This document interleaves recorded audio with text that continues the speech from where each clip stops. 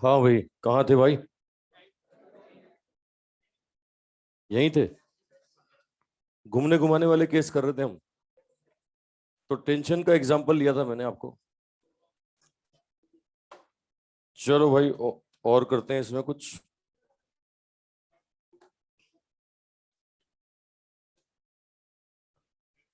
AC का remote लिया, AC का रिमोट।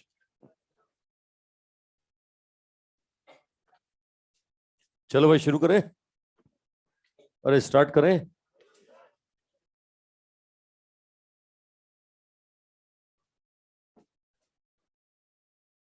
आज तो बहुत ही बार हो रहा है।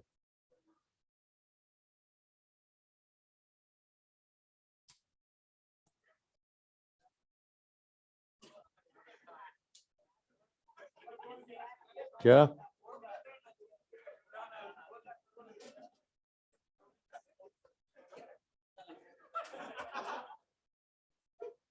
गोविंदा बोल रहा है?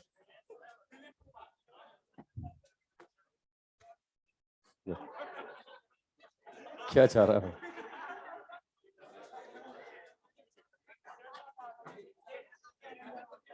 अबे तुम्हारी तो।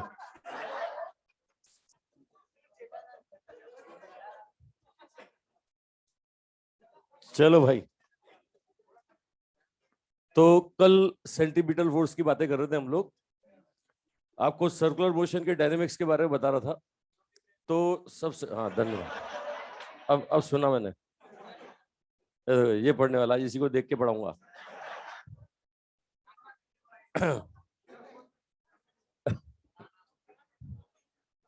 वो कहाँ गया सिलेबस वाला? चलो भाई सुनो।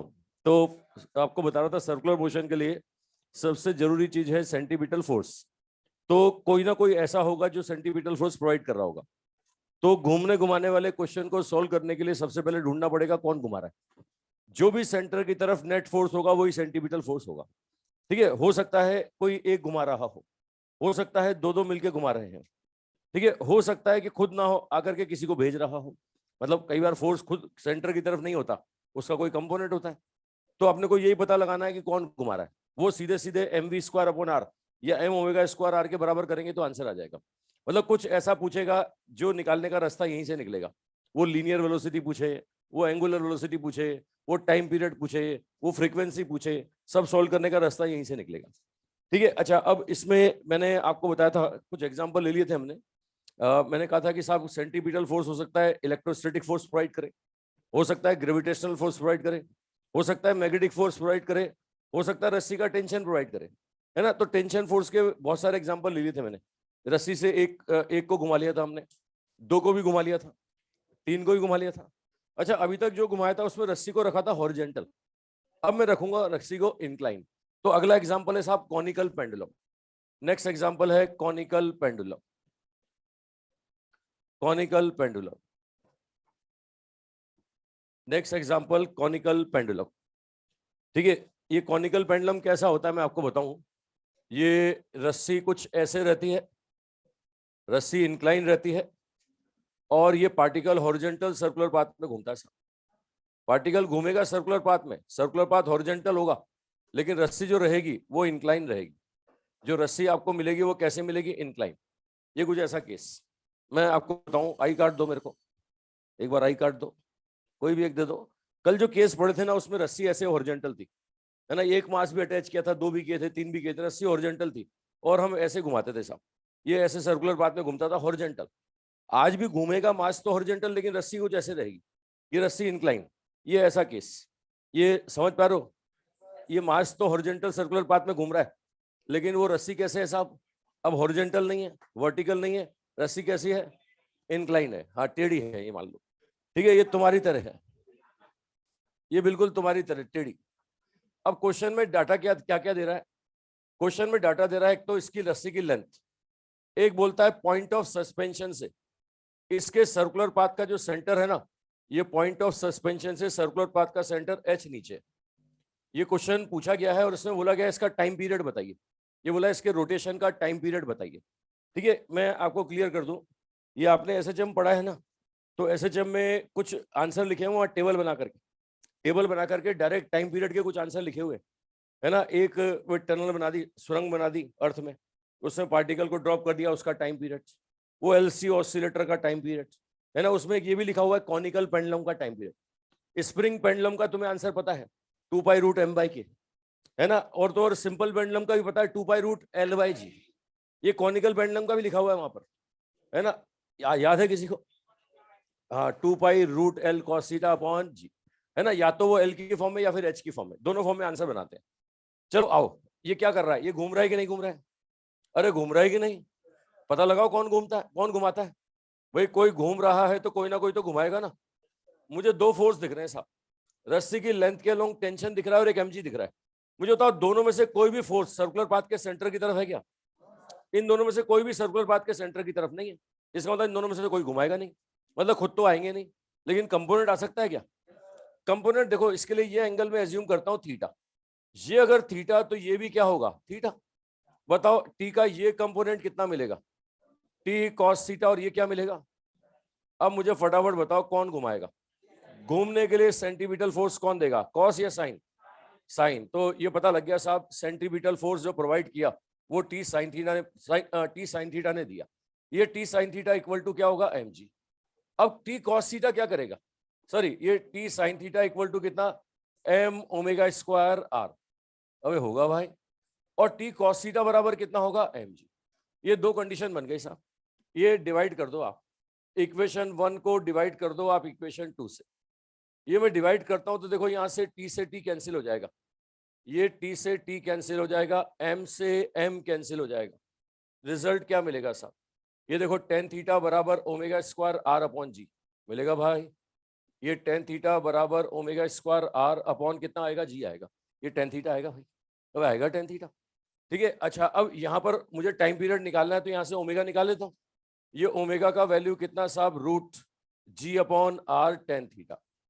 अब यहाँ से tan थीटा का वैल्यू आप निकालो राइट एंगल ट्रायंगल से, इस राइट एंगल ट्रायंगल से tan थीटा निकालो। सर्कुलर पाथ का रेडियस क्या ये क्वेश्चन में दिया था क्या? क्वेश्चन में दिया ही नहीं भाई, इसके सर्कुलर पाथ का रेडियस दिया है क्या? तो ये राइट एंगल ट्रायंगल, ये देखो बाहर बना के दिखाता हूं तुम्हें, इसमें क्या क्या डाटा हमारे पास है। ये थीटा है, ये r है, ये l है और ये h है। अब अगर मैं tan थीटा बोलता हूं तो कितना आता है, ये r अपॉन h आता है भाई। ये tan theta r upon h यहाँ रखोगे तो ये बन जाएगा √g अपॉन h, ये बनेगा साहब √g अपॉन h। तो टाइम पीरियड कितना, यहाँ पर टाइम पीरियड कितना, ठीक है, ये टाइम पीरियड का वैल्यू होगा t बराबर 2π अपॉन ओमेगा। आंसर मिलेगा साहब 2π√h/g, ये आंसर मिलेगा 2π√h अपॉन g। ठीक है, एक तो ये h की फॉर्म में आंसर बनता है। ठीक है, यहां से h और l का रिलेशन लिखोगे ना तो h बराबर लिख सकते हो l cos थीटा, h बराबर l cos थीटा। एक फॉर्मूला और बनता है 2π√L cos थीटा अपॉन जी, ये बनेगा 2π√L cos थीटा अपॉन जी। बना लो भाई, ये टाइम पीरियड का आंसर t बराबर 2π अपॉन ओमेगा। ये कॉनिकल पेंडुलम का आंसर सीधे वहां लिखा हुआ मिलेगा आपको।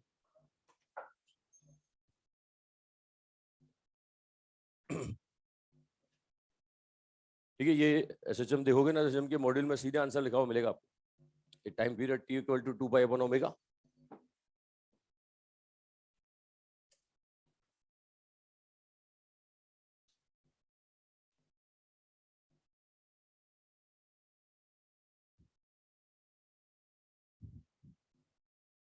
पर्दा लगा दे भाई पीछे से।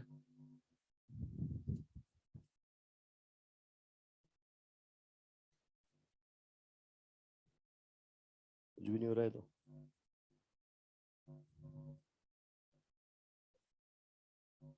बंद कर दूं? वाह,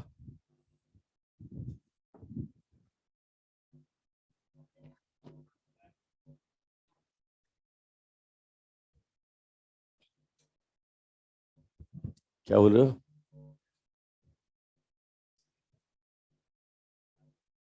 क्या बोल रहा है? अच्छा लग रहा हूँ?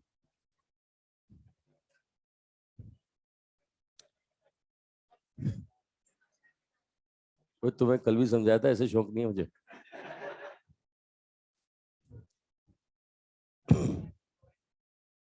ठीक है, तो भैया टाइम पीरियड 2π अपॉन ओमेगा, ये 2π√h/g, ये आंसर होगा 2π√L cos थीटा अपॉन जी। मतलब सिंपल घूमने घुमाने वाले क्वेश्चन। ये मैंने टाइम पीरियड पूछा, ये एंगुलर वेलोसिटी निकाला, कई बार लीनियर वेलोसिटी पूछते हैं, है ना, कई बार फ्रीक्वेंसी पूछते हैं। तो कह रहा हूं जो भी पूछेगा निकालने का रास्ता यहीं से निकलेगा। ठीक है, वेलोसिटी ना पूछ के कई बार काइनेटिक एनर्जी पूछ लेते हैं। तो घूमने घुमाने वाला कोई भी क्वेश्चन हो, सॉल्व करने का रास्ता कौन घुमा रहा है। ठीक है, चलो मैंने 4 एग्जांपल दे दिए, ग्रेविटेशनल फोर्स, इलेक्ट्रोस्टैटिक फोर्स, और तो और मैग्नेटिक फोर्स और टेंशन फोर्स। ये 4 एग्जांपल दे चुका हूं। अब 5वां एग्जांपल है साहब नॉर्मल रिएक्शन। ठीक है, नॉर्मल रिएक्शन का एग्जांपल लेते हैं। ये बना लिया सबने, फोटो बना चुके हैं। तो 5वां एग्जांपल साहब नॉर्मल रिएक्शन। अब मैं नॉर्मल रिएक्शन वाले केस लेता हूं।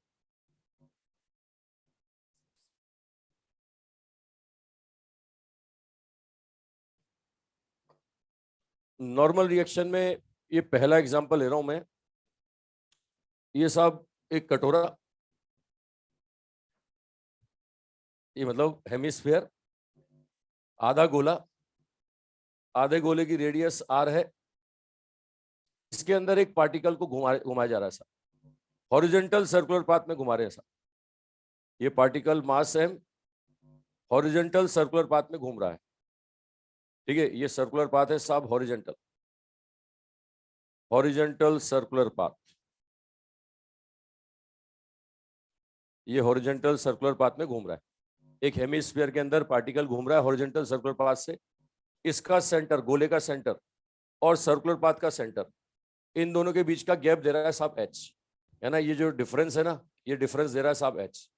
मतलब इसके सेंटर से एच नीचे घूम रहा है साहब। ये घूम रहा है ऐसे हॉरिजॉन्टल सर्कुलर पाथ में, इसके सेंटर से एच नीचे। तो बोल रहा है टाइम पीरियड बताओ। ये बोल रहा है इसका टाइम पीरियड बताइए। अगर ये घूम रहा है तो बोल रहा है इसका टाइम पीरियड बताइए। ठीक है, यही निकालना है, एंगुलर वेलोसिटी, टाइम पीरियड दोनों। कहाँ घूम रहा है समझ गए? अरे गोले में घूम रहा है। अबे आधे गोले में घूम रहा है, आधे गोले के सेंटर से एच नीचे घूम रहा है, हॉरिजॉन्टल सर्कुलर पाथ में घूम रहा है।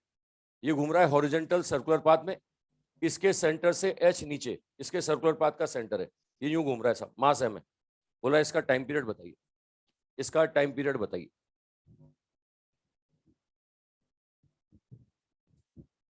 हाँ भाई ऑनलाइन वालों, तुम भी कर रहे हो?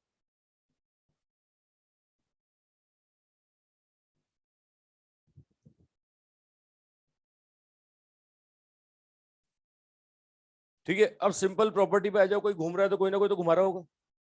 फोर्स पता लगाओ कौन कौन से। एक फोर्स आपको दिखेगा एम जी, देखा भाई, और एक दिखेगा आपको नॉर्मल रिएक्शन। भाई घूम रहा है तो गोले को टच तो कर रहा होगा ना, या बिना टच किए अगर घूम रहा होगा क्या? अबे सारा तो इसी का होगा ना। अबे दीवार के सहारे ही तो घूम रहा है कि हवा में घूम रहा है? अबे दीवार के सहारे की हवा में, तो टच तो कर रहा होगा ना, और टच कर रहा होगा तो नॉर्मल रिएक्शन मिल रहा होगा ना। अब तुम्हें पता है कि स्फेरिकल सरफेस पे नॉर्मल ड्रॉ करेंगे तो वो कहाँ जाएगा? सेंटर से पास होगा। किसके सेंटर से? सर्कुलर पाथ या गोले के? गोले के सेंटर। ये देखो नॉर्मल रिएक्शन का डायरेक्शन ये होगा। ये दो फोर्स दिख रहे हैं मुझे। मुझे बताओ इन दो के अलावा कोई तीसरा दिखा क्या? अरे इन दो फोर्स के अलावा कोई तीसरा फोर्स दिखा क्या? नहीं है। क्या इन दोनों में से कोई भी सर्कुलर पाथ के सेंटर की तरफ है क्या? क्या आ सकता है क्या? खुद नहीं आ रहा, कंपोनेंट आ सकता है ना। क्या एमजी का कंपोनेंट सेंटर की तरफ आ सकता है? एन का आ सकता है? कर दो भाई। उसके लिए एंगल एज्यूम करना पड़ेगा। ये एंगल दिया कि तुमने माना, और तुम अच्छी तरह जानते हो जो तुम वेरिएबल पैदा करते हो, हाँ उन्हें पालना भी तुम्हें पड़ता है, रिप्लेस भी तुम्हें करना पड़ेगा। जो डाटा गिवन है उसी की टर्म्स में आंसर चाहिए। आओ साहब, यहां से एन का कंपोनेंट करेंगे तो ये कंपोनेंट होगा एन कॉस थीटा, और ये कंपोनेंट कितना होगा? N sine theta. अबे होगा कि नहीं? बताओ घूमने के लिए सेंटीमीटल फोर्स कौन दे रहा है, कॉस या साइन? तो यहां क्या बोलूंगा? एन साइन थीटा बराबर एम ओमेगा स्क्वायर आर, और ये एन कॉस थीटा बराबर क्या बोलूंगा? M G. लो साहब डिवाइड कर देता हूं, ये डिवाइड कर देता हूं, यहां से एन कैंसिल होगा, टेन थीटा बराबर यही आएगा, ओमेगा यही आएगा। और राइट एंगल ट्राइंगल बनाओ साहब। ये एच है, ये आर है, ये सर्कुलर पाथ की रेडियस है। अभी भी tan theta R by H होगा, ये एच बराबर आर कॉस थीटा होगा।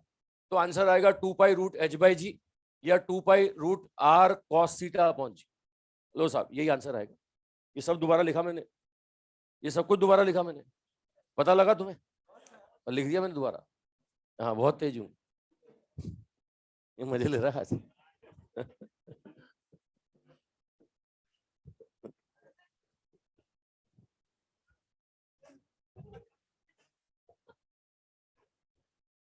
वो बेचारा गरीब बदनाम हो गया है, वो सुधर गया, बदमाश तुम लोग। वो तुम लोगों को देख देख के बेचारे का मन फिसलता था।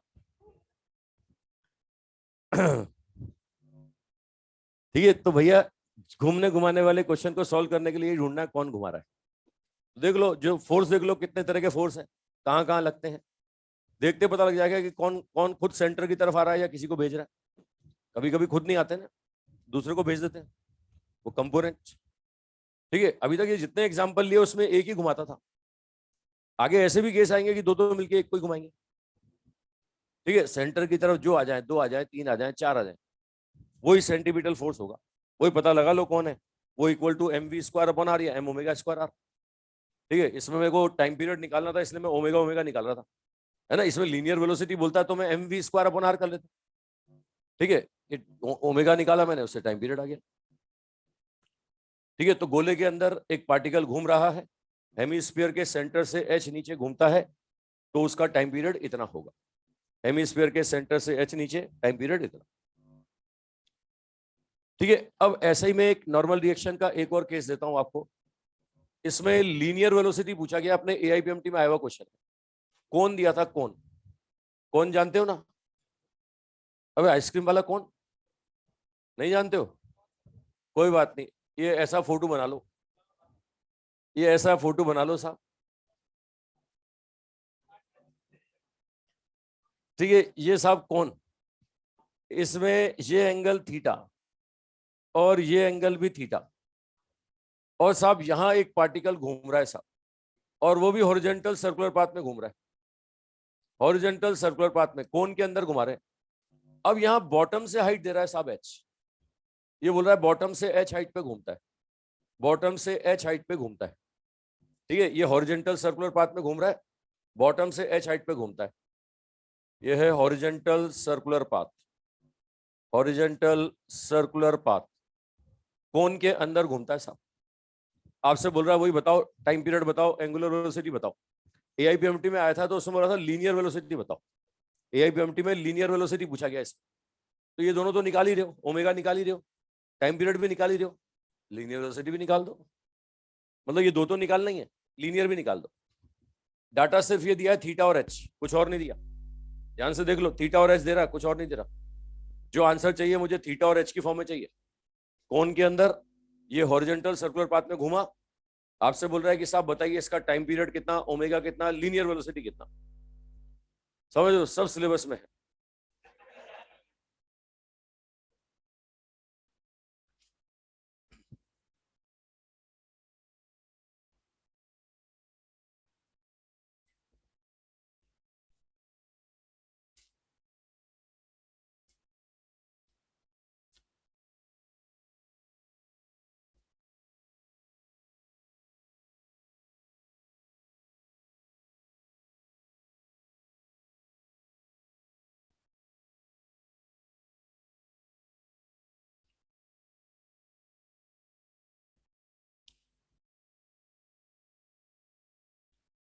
हाँ भाई, ऑनलाइन वालों कर रहे हो, आंसर दे रहे हो, बहुत बढ़िया।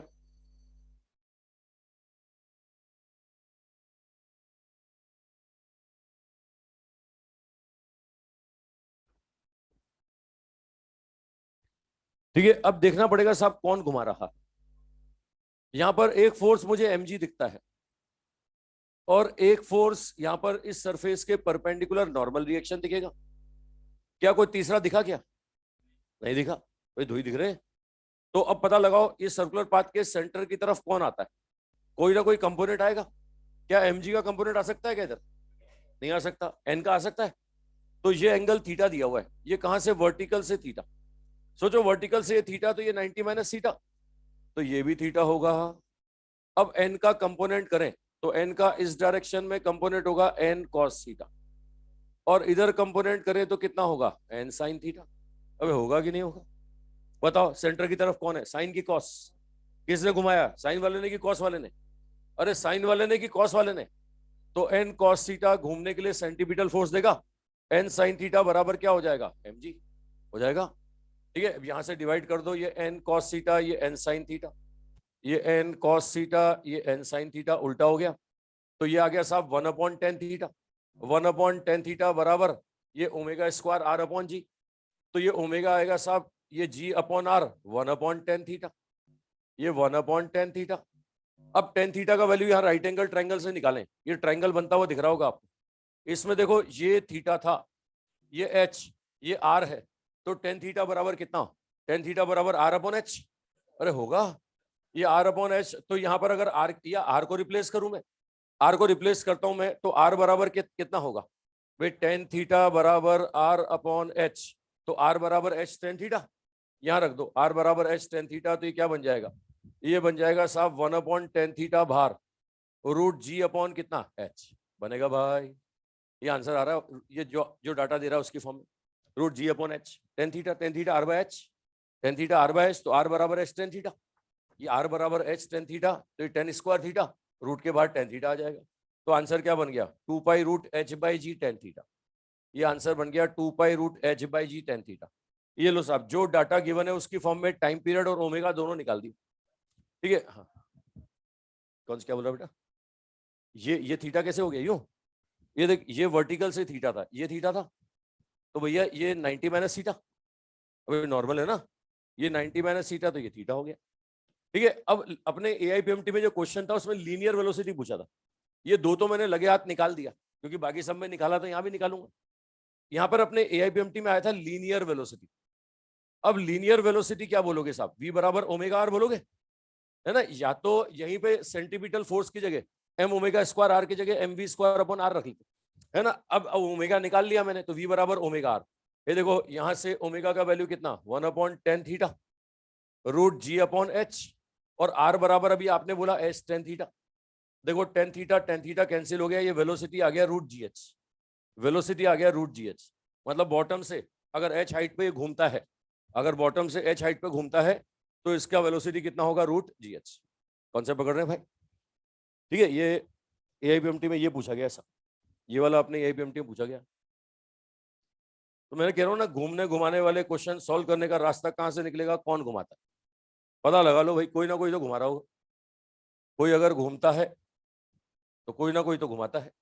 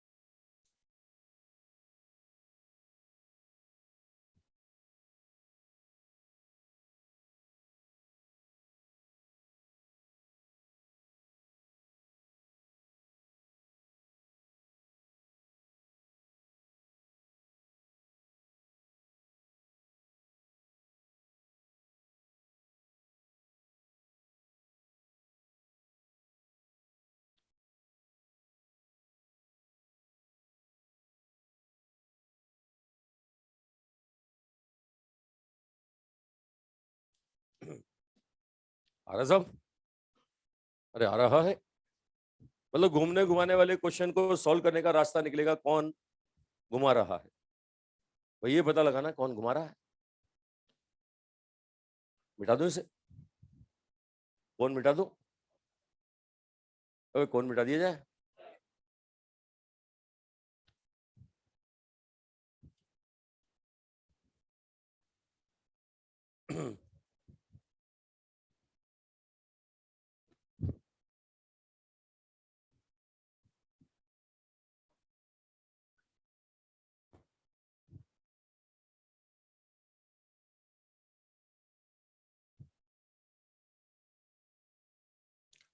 ठीक है, अगला देखो साहब, ये आपको ट्रैक दे रहा है साहब, ये कार चल रही है, गाड़ी चल रही है साहब, वो एक हॉरिजेंटल पाथ है, एक वो कॉन्वेक्स है, एक कॉनकेव है ना, हॉरिजेंटल पे चला, कॉनकेव पे चला, कॉन्वेक्स पे चला। आपसे बोलता है एबीसी पॉइंट पर नॉर्मल रिएक्शन बताइए साहब, ए पॉइंट पर नॉर्मल रिएक्शन, बी पॉइंट पर नॉर्मल रिएक्शन और सी पॉइंट पर नॉर्मल रिएक्शन। वो गाड़ी चल रही है एक प्लेन सरफेस पर, हॉरिजेंटल रोड पर, है ना, एक कॉनकेव में और एक कॉन्वेक्स में। आपसे बोल रहा है कि बताओ वो ए पॉइंट, बी पॉइंट और सी पॉइंट पर नॉर्मल रिएक्शन बताइए। ए कहां पर है, प्लेन सरफेस पर, बी कॉनकेव में, और सी कॉन्वेक्स के टॉप पर। बताइए सर। अच्छा, नॉर्मल रिएक्शन आ गया तो फिर फ्रिक्शन भी पूछता है कि कहां फ्रिक्शन ज्यादा होगा। फ्रिक्शन जानते हो ना, म्यू इंटू नॉर्मल रिएक्शन।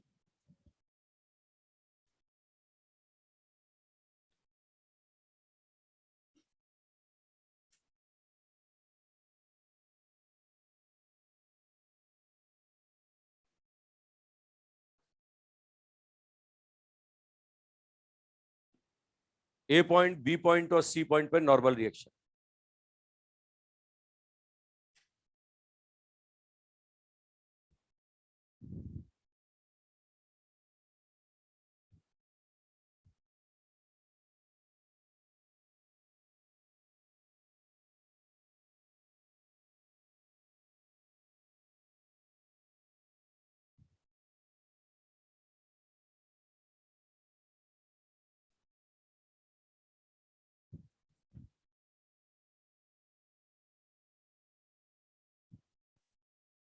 ए पॉइंट, बी पॉइंट और सी पॉइंट पर नॉर्मल रिएक्शन। अब आ जाओ साहब, ए पॉइंट पे आ जाओ। पहले एक्शन देखो ए पॉइंट पे कितना। ए पॉइंट पर आप देखोगे इसने नीचे एमजी किया, तो जो करेगा वही तो मिलेगा। तो ए पॉइंट पर नॉर्मल रिएक्शन कितना होगा? ए पॉइंट पर नॉर्मल रिएक्शन एमजी होगा। मानते हो भाई? बी पॉइंट पे आओ। बी पॉइंट पे चल रहा है कि घूम रहा है? और घूमने घुमाने वाले क्वेश्चन को सॉल्व करने का रास्ता कौन घुमा रहा है? तो सेंटर की तरफ नेट फोर्स देखना पड़ेगा ना। एक फोर्स नीचे mg है, एक फोर्स ऊपर की तरफ n है, नॉर्मल रिएक्शन है। बताओ सेंटर की तरफ नेट फोर्स कितना हुआ?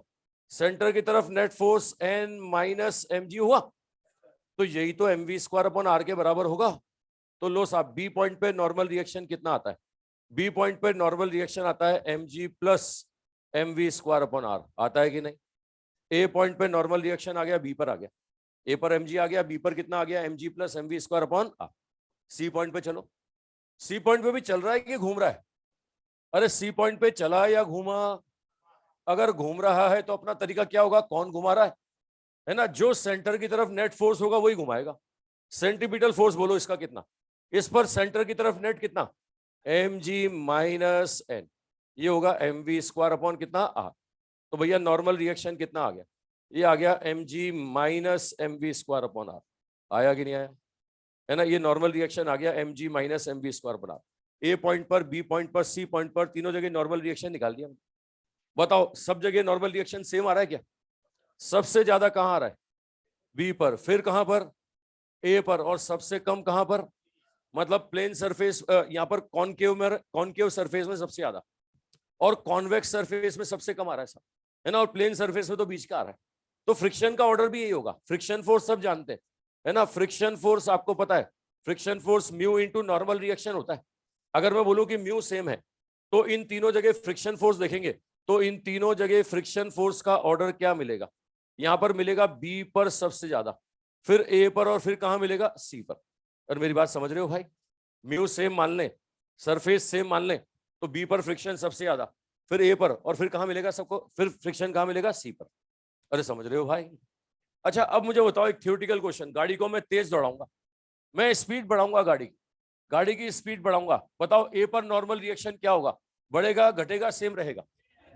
ए पर वेलोसिटी का कोई इफेक्ट नहीं पड़ेगा, ए पर सेम रहेगा। बी पर बोलो? बी पर बढ़ेगा। सी पर बोलो? सी पर कम होगा। अच्छा, सी पर एमजी से भी कम आ रहा है, देखो, है ना? सी पर एमजी से कम आ रहा है, और अगर तुम ऐसे स्पीड बढ़ाते रहे तो घटते घटते जीरो हो जाएगा। अब ये तो जीरो हो गया तो खतरनाक काम हो जाएगा।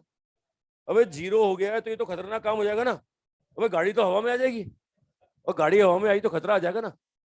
तो यहाँ पर क्या है, सेफ कंडीशन पूछते हैं, बोले गाड़ी को सेफली रन करना है सब। तो बताओ बताओ खतरा कहां पर है? ए पर है, बी पर है, कि सी पर है? अगर सी पॉइंट को सेफली क्रॉस कर गया तो बाकी जगह खतरा है क्या? तो यहाँ पर सेफ कंडीशन अगर बनाना है ना, तो हम बोलेंगे सी पर normal reaction greater than equal to क्या होना चाहिए? जीरो। है ना? ये सेफ कंडीशन की बात कर रहा हूं। सेफ कंडीशन, अगर सी पर सेफ रहा तो ए और बी पर तो वैसे ही सेफ रहेगा। तो इससे वेलोसिटी निकालो कितना बनता है, इससे वेलोसिटी कैलकुलेट करो कितना बनता है।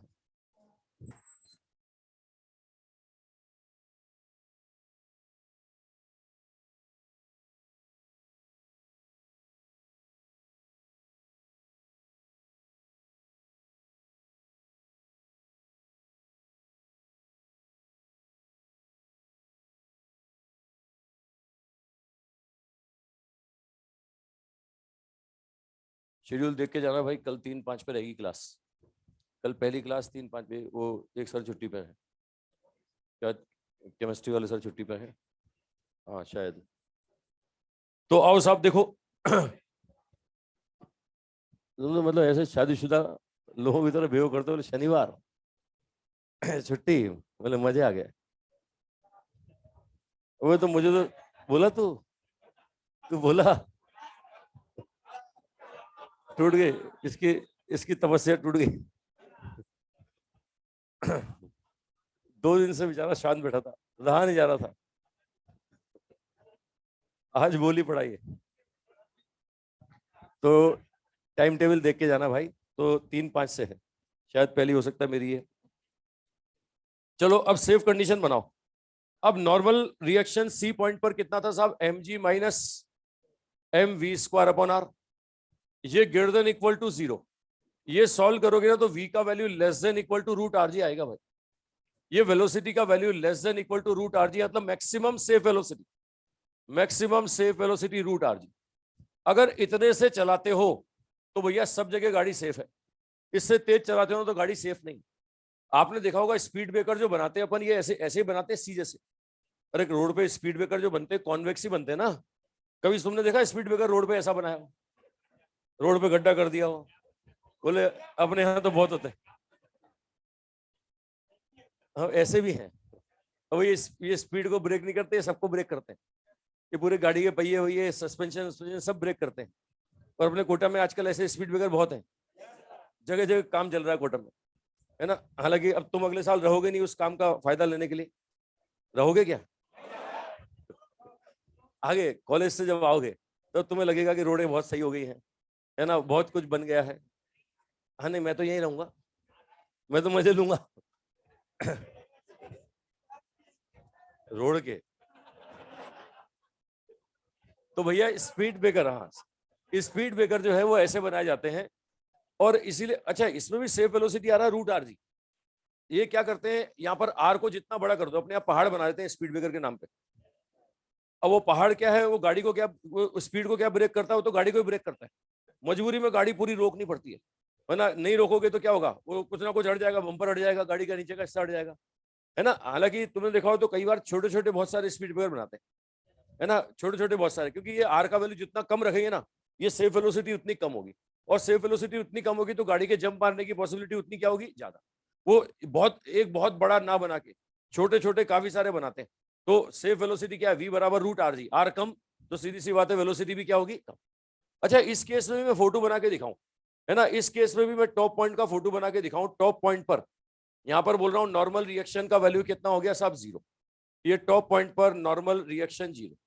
आप देखो साहब ये नॉर्मल रिएक्शन का वैल्यू सी पॉइंट पर 0। तो इस समय वेलोसिटी का वैल्यू होगा रूट आर जी, ये रूट आर जी। भैया ऐसे पैराबोलिक पाथ में जंप मारेगा और यहाँ गिरेगा, मतलब इसकी इसकी सरफेस के साथ साथ नहीं चलेगा, ये आगे जंप मारेगा यहाँ कहीं गिरेगा। अब ये डिस्टेंस पूछते हैं साहब, ये डिस्टेंस कितना होगा, ये कितना, इसको रेंज बोलते हैं, रेंज, है ना। अब ये थोड़ा सा क्या हॉरिजॉन्टल प्रोजेक्शन का केस है, प्रोजेक्टाइल मोशन। प्रोजेक्टाइल मोशन में हॉरिजॉन्टल रेंज का जो फॉर्मूला आता है ना, ये आता है u इंटू रूट 2h/g। ये u कितना है साहब, रूट आर जी, ये u है रूट आर जी। और यहाँ हाइट देख रहे हो आप, ये हाइट देख रहे हो, इसकी हाइट कितनी, रेडियस के बराबर है। अरे h बराबर r है ना, ये रखो साहब, ये रूट 2r/g, ये जी कैंसिल करोगे ना तो आंसर आता है रूट 2r। भैया ये रेडियस का रूट 2 टाइम्स होगा, 1.414r, इतनी दूर जाके गिरेगा ये 1.414r। मतलब वास्तव में अगर यहाँ नॉर्मल रिएक्शन 0 भी हो गया ना तो इस गोले के साथ साथ नहीं चलेगा, ये थोड़ा आगे जंप मारेगा, है ना। अगर नॉर्मल रिएक्शन 0 नहीं होता तो इसके साथ साथ चलता, और इसके साथ साथ चलता तो कितना होता, ये डिस्टेंस r के बराबर आता। अब ये डिस्टेंस क्या आएगा, ये आएगा 1.414r। समझ पा रहे हैं भाई, बना लो इसे मतलब A point, B point, C point पर नॉर्मल रिएक्शन और सेफ कंडीशन बनाया हमने सर।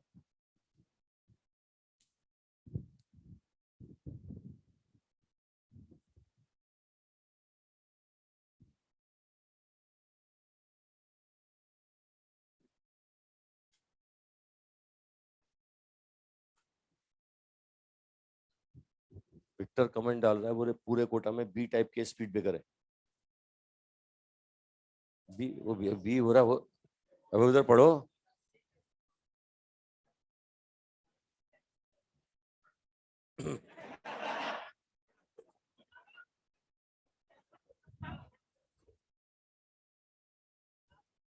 अच्छा, उसे बता दो है, नोट कर दो।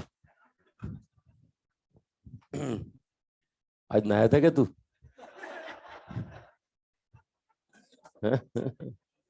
अरे जुम्मे के जुम्मे या संडे के संडे है।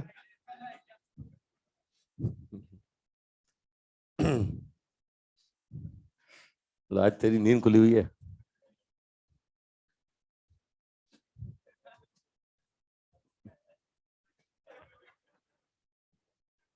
बना लिया सब? अब बना लिया। तो ये मैंने आपको थोड़े थोड़े नॉर्मल रिएक्शन के एग्जांपल दिए। अच्छा, एक और क्वेश्चन बनता है इसमें। ये आपको कॉन्वेक्स सरफेस दे रहा है और बोल रहा है नीचे से ऊपर चल रहे हैं साहब, तो नॉर्मल रिएक्शन क्या होगा? बढ़ेगा, घटेगा, सेम रहेगा? ये आपसे पूछ रहा है साहब। लो साहब, मैं क्वेश्चन दे देता हूं। क्या है क्वेश्चन? ये कॉन्वेक्स सरफेस, इस पर आप नीचे से ऊपर जा रहे हैं, ये नीचे से ऊपर जा रहे हैं, तो बोल रहा है नॉर्मल रिएक्शन क्या होगा? ये जो नॉर्मल रिएक्शन मिलेगा ना, ये नॉर्मल रिएक्शन नीचे से ऊपर जाने पे बढ़ता है, घटता है, क्या होता है? मास m है, तो बताइए नीचे से ऊपर जाने पर नॉर्मल रिएक्शन बढ़ेगा, घटेगा, सेम रहेगा? इस कॉन्वेक्स सरफेस पर नीचे से ऊपर जाने पर नॉर्मल रिएक्शन क्या होगा? चेक करो। देखो यहां पर नीचे की तरफ mg तो होगा ही होगा। नॉर्मल रिएक्शन ये भाई स्फेरिकल सरफेस के सेंटर से पास होगा। अब कंपोनेंट करो mg का। मैं ये एंगल एज्यूम करता हूं थीटा, ये थीटा दिया नहीं, मैंने माना है। तो इधर mg का एक कंपोनेंट आएगा mg cos थीटा, और इधर एक कंपोनेंट आएगा, वो क्या होगा? mg sin theta. बताओ ये चल रहा है कि घूम रहा है? अबे चल रहा है कि घूम रहा है? घूम रहा है तो हमें देखना पड़ेगा ना कौन घुमा रहा है। सेंटर की तरफ नेट फोर्स होगा mg cos theta minus n, बराबर क्या बोलोगे? mv स्क्वायर अपॉन कितना r। मैं मान रहा हूं कांस्टेंट वेलोसिटी से चल रहा है सब। तो नॉर्मल रिएक्शन कितना आ रहा है? नॉर्मल रिएक्शन आ रहा है mg cos theta minus mv square upon r। आ रहा है कि नहीं आ रहा? ये साहब नॉर्मल रिएक्शन आ रहा है साहब, है ना? अब ये थीटा कांस्टेंट रहेगा क्या? मुझे बताओ नीचे से ऊपर जाने पे थीटा का वैल्यू क्या होगा? नीचे से ऊपर जाने पे थीटा बढ़ेगा, घटेगा? अबे वर्टिकल से नापा है अपन ने, वर्टिकल से नापा है तो टॉप पॉइंट पे जाके तो जीरो हो जाएगा, है ना? यानी नीचे से ऊपर जा रहे हैं, बॉटम से टॉप जा रहे हैं। अगर मैं बॉटम टू टॉप जा रहा हूं, तो ऐसा करने पर थीटा का वैल्यू कम हो रहा है। अगर थीटा कम होगा तो कॉस थीटा क्या होगा? अगर कॉस थीटा बढ़ेगा तो नॉर्मल रिएक्शन क्या होगा? ये कॉस थीटा बढ़ेगा तो नॉर्मल रिएक्शन भी क्या होगा? बढ़ेगा।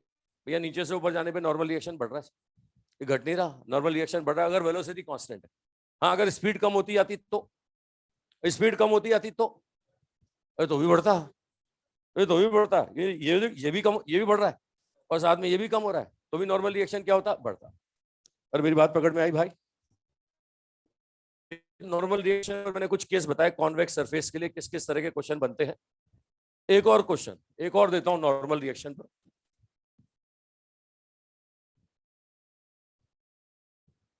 ये अभी मैंने आपको ये कटोरा दिया था, कटोरा अभी दिया था थोड़ी देर पहले कटोरा। अबे क्वेश्चन दिया था कटोरे वाला, वो कटोरा सीधा था, अब ये उल्टा रख दिया भाई, ये उल्टा कटोरा रख दिया। रेडियस वही आर है, वही रेडियस आर, वही रेडियस आर। अब बोल रहा है इसके टॉप पॉइंट से एक पार्टिकल को छोड़ा जाए, ये टॉप पॉइंट से एक पार्टिकल को छोड़ दिया जाए, u बराबर 0। तो ये बोल पूछा गया कि साहब बॉटम से कितनी हाइट पर ये अलग होगा, और जब भी ये अलग होगा उस समय इसकी वेलोसिटी कितनी होगी? ये बोला है कि टॉप पॉइंट से छोड़ दिया, कटोरा है, वो हेमिस्फीयर है, रेडियस आर है, इसके टॉप पॉइंट से छोड़ेंगे। ये बोलता है जब भी अलग होगा उस समय इसकी वेलोसिटी कितनी होगी और बॉटम से हाइट कितनी होगी? अलग होते समय बॉटम से हाइट और वेलोसिटी।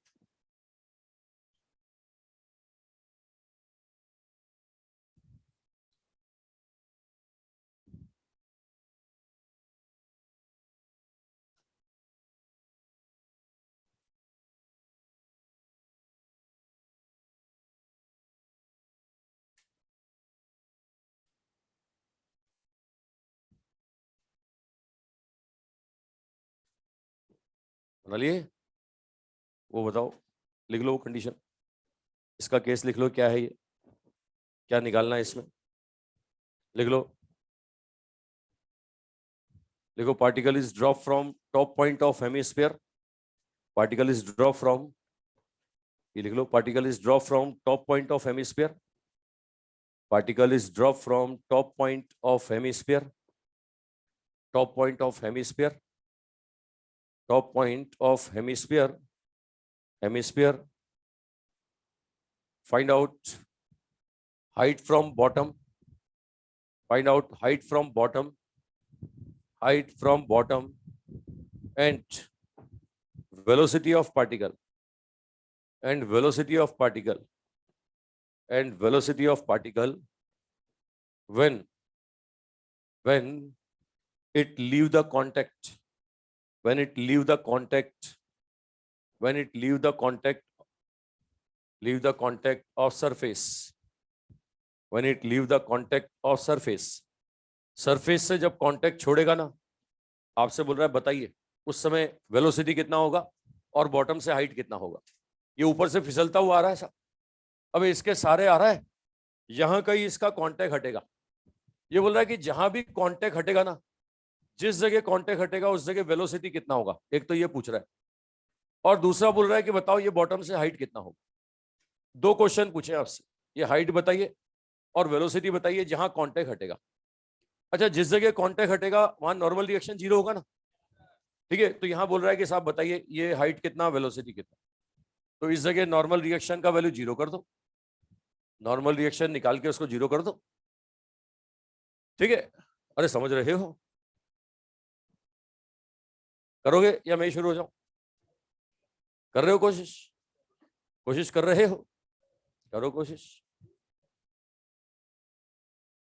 कॉस वॉस तो मैंने दिया ही नहीं ना, थीटा वीटा मैंने दिया क्या? मैंने दिया ही नहीं, मैंने जो डाटा दिया उसकी फॉर्म में आंसर चाहिए।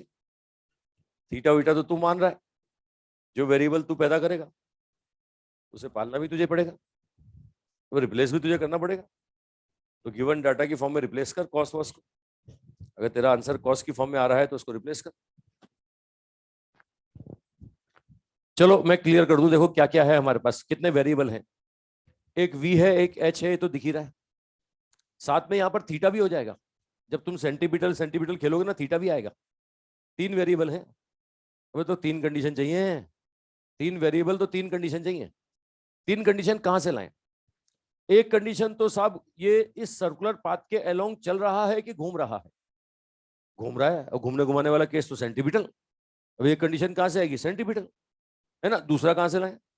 दूसरा साहब छोड़ना, गिराना, फेंकना, टपकाना, चढ़ाना, उतारना, दौड़ाना, अपना एक ही काम है, और वो क्या है? Work energy theorem. तो दूसरा वर्क, अच्छा उसमें भी कोई एक्सटर्नल वर्क डन नहीं है, कोई एक्सटर्नल वर्क डन है क्या? इसको नीचे तुम पकड़ के ला रहे हो, अपने आप ला रहा है ना, और साथ में कोई फ्रिक्शन विक्शन है क्या? नॉन कंजर्वेटिव का वर्क डन भी जीरो है, तो मैकेनिकल एनर्जी कंजर्वेशन, मतलब एक सेंटीमीटर फोर्स की कंडीशन बनाओगे, एक मैकेनिकल एनर्जी कंजर्वेशन बनाओगे, और तीसरा थीटा वीटा निकालने के लिए तो तुम क्या ट्रिग्नोमेट्री लगाओगे, ये ट्राइंगल बनेगा राइट एंगल ट्राइंगल, उससे ट्रिग्नोमेट्री लगा लोगे, तीन कंडीशन मिल जाएंगी। चलो मैं बताता हूं, देखो मुझे बताओ, इसका मास m है तो नीचे की तरफ mg होगा ना? अरे होगा mg, ये mg होगा, मैं मान लेता हूं वर्टिकल से ये एंगल थीटा है, तो भैया ये एंगल भी थीटा होगा ना। mg का एक कंपोनेंट इधर आएगा, ये क्या होगा? ये होगा mg cos थीटा, और एक कंपोनेंट इधर आएगा और ये क्या होगा? ये होगा mg sin थीटा। मानते हो भाई? मुझे बताओ, जो सेंटर की तरफ नेट फोर्स होगा वही तो घुमाएगा ना। बताओ सेंटर की तरफ नेट फोर्स कौन है? mg cos theta minus n। हाँ, n इस समय जीरो हो जाएगा। तो लो साहब, पहली सेंटीमीटर की कंडीशन बनाता हूं। तो सेंटीमीटर का केस से मैं बोलूंगा साहब, सेंटर की तरफ है mg cos theta minus n, बराबर क्या बोलेंगे? बराबर बोलेंगे mv स्क्वायर अपॉन कितना, r। भाई इसके सर्कुलर पाथ का रेडियस गोले की रेडियस के बराबर होगा ना। अरे गोले की सरफेस पे तो घूम रहा है ना, तो यहां से देखो जब कांटेक्ट हटेगा उस समय नॉर्मल रिएक्शन क्या होगा? जीरो। तो v बराबर कितना होगा? v बराबर होगा root R G cos theta. अबे होगा कि नहीं होगा? ये कॉस थीटा यहां से निकाल लो, इस राइट एंगल ट्राइंगल से कॉस थीटा निकाल लो भाई। यहां से देखो मेरे पास डाटा क्या है, ये थीटा है ना, ये h है और ये r है, दिख रहा है सबको? अरे ये मुझे ही दिख रहा है कि तुम्हें भी दिख रहा है? अबे यहां से लेकर यहां तक की डिस्टेंस r होगी ना, और ये h है। बताओ इस राइट एंगल ट्राइंगल में ये कॉस थीटा कितना आ रहा है? h बाय आर आ रहा है कि नहीं? ये रख दो cos theta h by R, ये कितना आ जाएगा? R G h by R, R R cancel, तो यहां से वेलोसिटी कितना आ गया? रूट जी एच आ रहा है, आ रहा है। ये वेलोसिटी आ गया रूट जी एच। दूसरा लगा दो मैकेनिकल एनर्जी कंजर्वेशन। क्यों लगा रहा हूं? क्योंकि एक्सटर्नल वर्क डन जीरो है, नॉन कंजर्वेटिव का वर्क डन जीरो है, तो मैकेनिकल एनर्जी कंजर्वेशन कहां लगाएंगे साहब? जहां का डाटा दिया और जहां का पूछा है। तो ये टॉप पर kinetic plus potential equal to H height पर काइनेटिक प्लस पोटेंशियल। टॉप पर काइनेटिक एनर्जी कितनी थी? जीरो।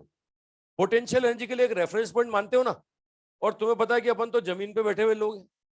अबे यहाँ पर अपन तो हमेशा ग्राउंड पे बैठते हैं। रेफरेंस फ्रेम अपना क्या है? ग्राउंड है। बोलो साहब शुरू में पोटेंशियल एनर्जी कितनी? mgr। अरे आर हाइट ऊपर है ना, ये जब अलग होगा तो उस समय वेलोसिटी v है, kinetic energy half M V square, और पोटेंशियल एनर्जी कितनी होगी? mgh। अबे होगा कि नहीं? यहां से भी एक v आ रहा है, ये v कितना आ रहा है? mm कैंसिल करोगे तो 2gr माइनस h आ रहा है। अबे आ रहा है, ठीक है। ये दोनों v को बराबर कर दो, ये दोनों v को बराबर कर दो और सॉल्व कर लो, आंसर आ जाएगा। ये आ जाएगा साहब रूट जी एच बराबर root 2g r minus H. Root root cancel हो गया, जी जी कैंसिल हो गया। ये h का वैल्यू कितना होगा?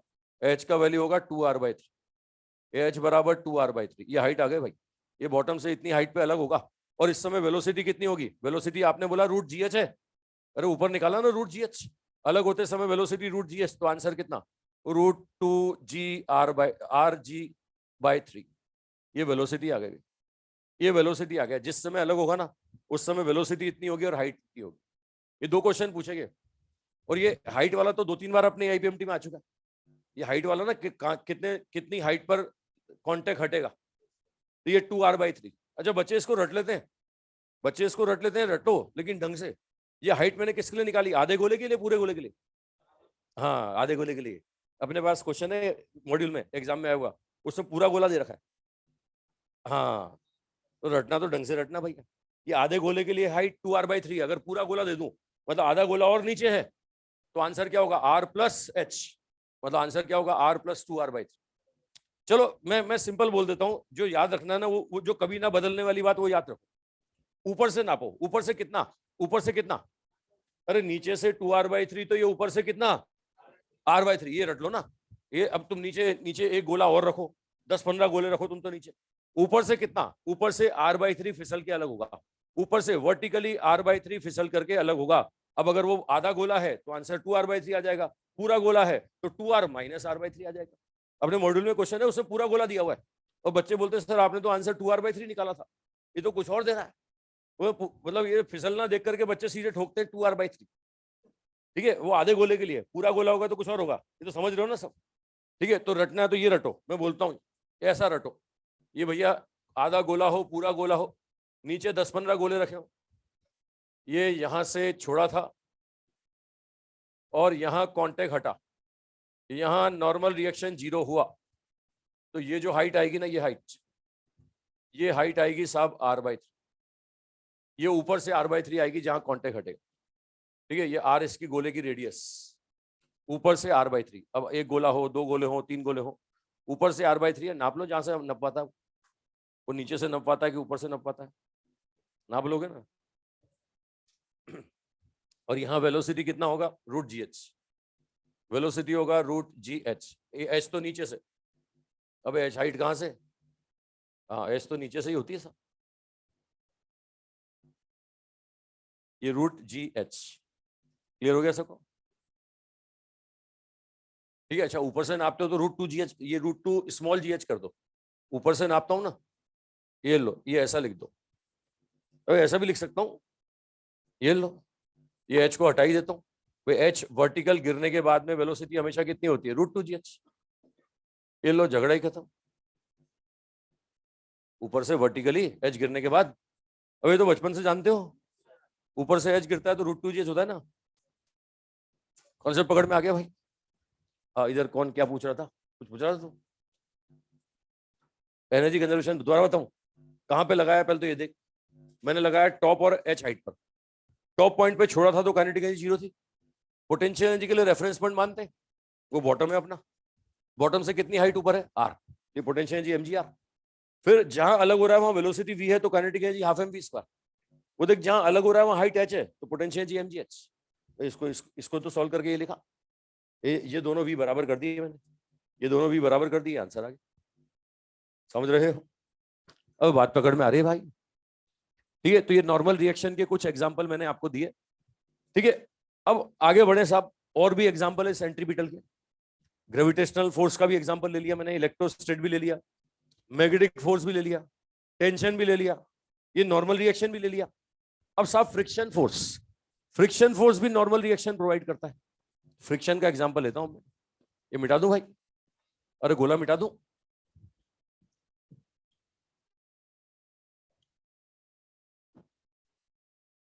ठीक है, नेक्स्ट एग्जांपल फ्रिक्शन फोर्स।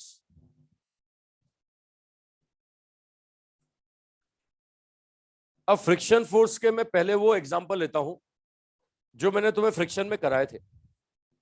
वो याद है, एक सर्कुलर प्लेटफॉर्म, उसके ऊपर मैंने एक आदमी को खड़ा किया था और प्लेटफॉर्म को मैंने जोर जोर से घुमाया था। ये प्लेटफॉर्म घूम रहा है साहब, और ये पर्सन खड़ा हुआ है यहां पर। ये पर्सन का मास m, सेंटर से डिस्टेंस है small r।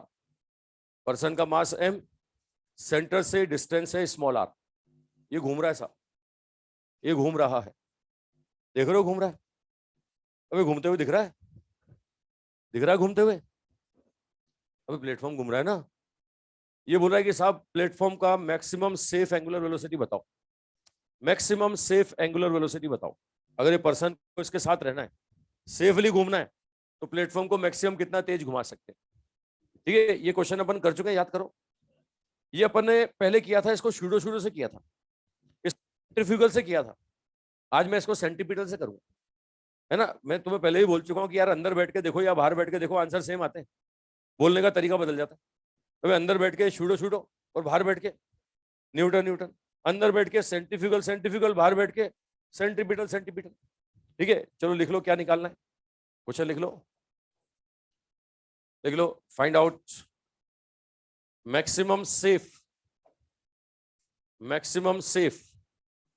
Angular velocity, maximum safe angular velocity, maximum safe angular velocity of platform, maximum safe angular velocity of platform, platform का मैक्सिमम सेफ एंगुलर वेलोसिटी। ये पूछ रहा है साहब कितना होना चाहिए। ठीक है, अब आ जाओ साहब, मैं पहले पुराना वाला तरीका तुम्हें याद दिलाता हूं, है ना। पहले मैंने आपको कहा था कि प्लेटफॉर्म घूम रहा है, घूम रहा है इसका मतलब डायरेक्शन बदला कि नहीं बदला। अरे हाँ कि ना बोलो, अगर घूम रहा है तो डायरेक्शन बदला कि नहीं बदला। अबे घूम रहा है तो डायरेक्शन बदल रहा है कि नहीं बदल रहा। अगर बदल रहा है तो कोई फोर्स होगा कि नहीं होगा, फोर्स होगा तो एक्सीलरेशन होगा कि नहीं होगा। और एक्सीलरेटेड फ्रेम मतलब इनर्शियल की नॉन इनर्शियल, और नॉन इनर्शियल में मैं क्या करता था, अबे पहले अंदर बैठता था, अंदर बैठ के न्यूटन न्यूटन की शूडो शूडो, किस पर, पर्सन पर या फिर प्लेटफॉर्म पर, पर्सन पर, अंदर या बाहर। वो शूडो इस पर्सन को बाहर खींचता था, फ्रिक्शन जाग जाता था, फ्रिक्शन कहां लगता था, अंदर। अब वो फ्रिक्शन अगर वो शूडो के बराबर या ज्यादा होगा तो क्या होगा, सेफ रहेगा, और फ्रिक्शन कमजोर बढ़ गया तो सेफ नहीं रहेगा। मतलब क्या बोलते थे, फ्रिक्शन फोर्स बराबर एम ओमेगा स्क्वायर आर, ऐसे बोलते थे ना। ठीक है, अब रुको, अब ये मैंने अभी अंदर बैठ के समझाया था ना, ये अंदर बैठ के तुम्हें वहां पे समझा चुका हूं मैं, आज मैं बाहर बैठ के समझाता हूँ। ठीक है, बाहर बैठ के मैं शूडो शूडो करूंगा कि न्यूटन न्यूटन, सेंट्रीफ्यूगल सेंट्रीफ्यूगल की सेंट्रीपिटल सेंट्रीपिटल, सेंट्रीपिटल। कोई घूम रहा है तो कोई ना कोई घुमा रहा होगा। बाहर बैठ के तो अपन क्या देखते हैं, कोई घूम रहा है तो कोई ना कोई, जो सेंटर की तरफ नेट फोर्स होगा वही घुमाएगा। अब मुझे सेंटर की तरफ एक ही दिखता है, और वो कौन है, फ्रिक्शन। कोई और दिखता है क्या तुम्हें। अब इस सेंटर की तरफ फ्रिक्शन के अलावा कोई और दिखता है क्या। तो इसका मतलब घूमने के लिए सेंटीपिटल फोर्स कौन देगा, घूमने के लिए सेंटीपिटल फोर्स देगा फ्रिक्शन फोर्स।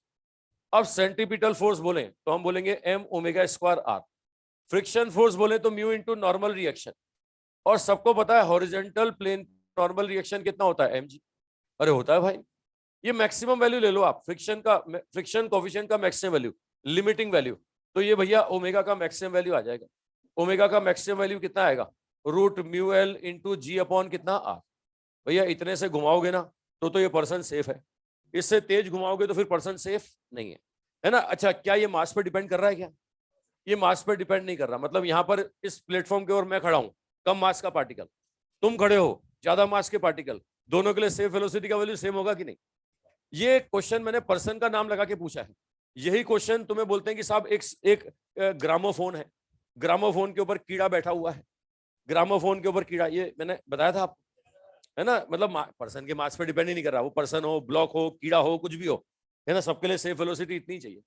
इवन मैंने वहां थ्योरेटिकल कंसेप्ट भी बताए थे तुम्हें फ्रिक्शन में, कि अगर प्लेटफॉर्म की स्पीड बढ़े तो क्या करना चाहिए, वहीं बैठना चाहिए, अंदर आना चाहिए कि बाहर जाना चाहिए, अंदर आना चाहिए। मैंने बताया था ना आपको, एक क्वेश्चन और भी किया था अपन ने कि अगर डबल कर दे तो कहाँ रहना चाहिए, याद आ रहा है आपको? तो ये वहां मैंने शूडो समझाया था, आज मैंने तुम्हें न्यूटन से समझाया। ठीक है, मैं एक और पुराना फ्रिक्शन वाला एग्जाम्पल लूं। मतलब अपन आज क्या देख रहे हैं भैया, कोई घूम रहा है तो कोई ना कोई तो घुमा रहा होगा। ठीक है, आओ साहब एक और, वो मौत के कुएं वाला याद है सबको? वो क्वेश्चन यहाँ भी मिलेगा, वो फ्रिक्शन में जो मैंने कराया था ना, वो क्वेश्चन आपको यहाँ भी मिलेगा। ये लो मौत का कुआं, रेडियस आर, इसमें ये दीवारों पर गाड़ी घूम रही है साहब, मास m है, ये दीवार पे घूम रहा है हॉरिजॉन्टल सर्कुलर पाथ, ये हॉरिजॉन्टल सर्कुलर पाथ में व्हीकल घूम रहा है, ये सेंटर। यहां बोलते हैं कि साहब इसका व्हीकल का मिनिमम सेफ लीनियर वेलोसिटी कम से कम कितने से घुमाए। अब कम से कम कितने से घुमाए, तो नीचे लगता है mg, ये फ्रिक्शन रगड़ खाता है, और फ्रिक्शन कहाँ लगता है, ऊपर, है ना। अगर ये घूम रहा है तो दीवार के टच कर रहा होगा, दीवार को टच कर रहा होगा तो दीवार को जवाब दे रहा होगा, अरे दीवार नॉर्मल रिएक्शन दे रहा होगा। आप देखो सेंटर की तरफ जो फोर्स जा रहा है वो कौन है, नॉर्मल रिएक्शन।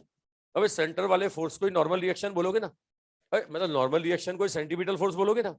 ये लो साहब घूमने के लिए सेंटीमीटर फोर्स दिया नॉर्मल रिएक्शन ने, ये होगा mv²/r बराबर नॉर्मल रिएक्शन। ये गाड़ी को संभाल रहा है क्या? क्या नॉर्मल रिएक्शन गाड़ी को संभाल रहा है क्या?